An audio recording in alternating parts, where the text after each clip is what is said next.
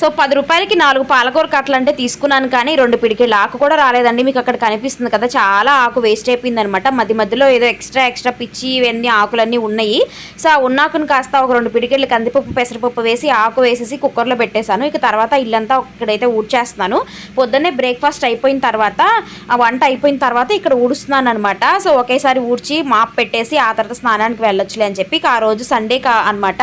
So ఇక మా హస్బెండ్కి ఇంకా ఆఫీస్ ఉండదు కాబట్టి పర్వాలేదులే అని చెప్పి ఇక ఒకవైపు ఇల్లు తుడుస్తుంటే మా వాడు మాత్రం చూడండి ఎలా ఆటలాడుతున్నాడు. నా టెన్షన్ ఏంటంటే కింద దిగాడు అంటే జారుద్దండి ఖచ్చితంగా ఫ్లోరు, అదనమాట. ఇక ఎలాగోలా తుడిచేశాను.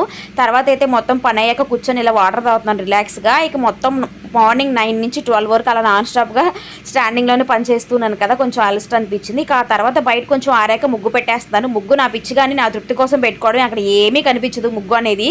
సో మీకు ఏమైనా కనిపిస్తుందా చూడండి, బట్ ఏదో అలా అలవాటు అయిపోయింది కడిగినప్పుడు ముగ్గులు పెట్టుకోవడం అనేది.